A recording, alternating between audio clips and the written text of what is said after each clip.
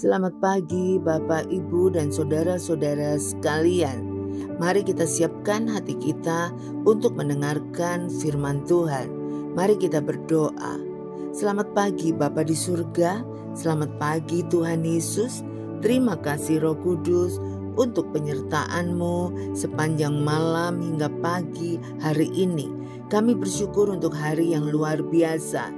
Siapkan hati kami untuk mendengarkan renungan firman Tuhan dan siap ditabur di tanah yang subur dan berakar kuat di dalam hati dan pikiran kami. Dalam nama Tuhan Yesus kami berdoa dan mengucap syukur.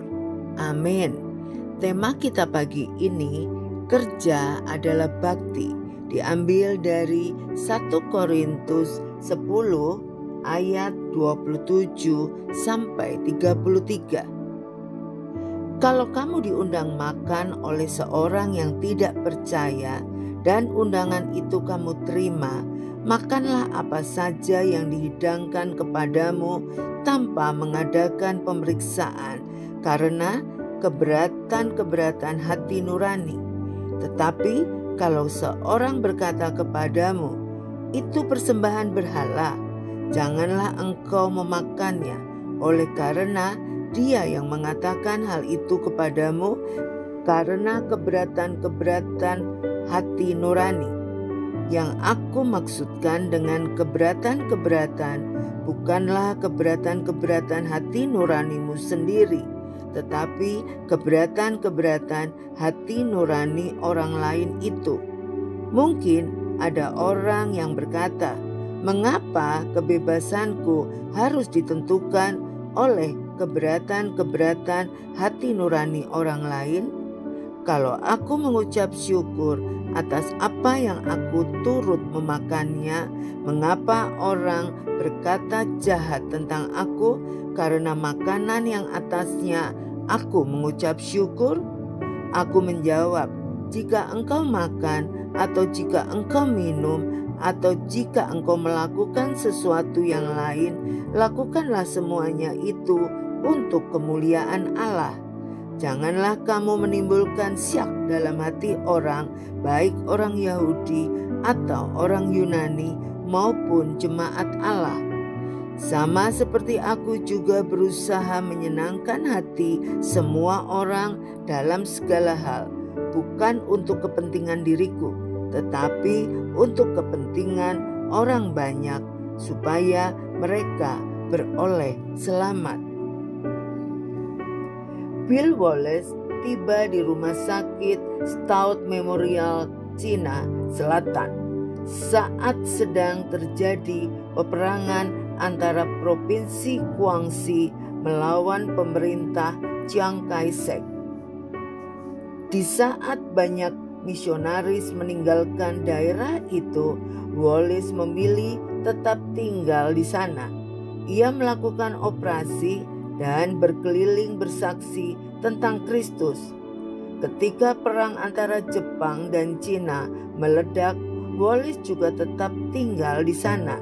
Ia merawat yang terluka dan melakukan operasi di tengah-tengah ledakan bom dan desingan peluru.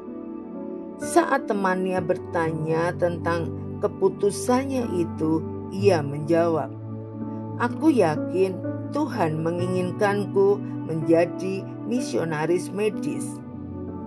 Karena dituduh sebagai mata-mata oleh pemerintah komunis, ia ditangkap, dipenjarakan, dan disiksa secara brutal. Di penjara, ia tetap berkhotbah dari lubang kecil selnya dan menempelkan ayat-ayat Injil di dinding kamarnya.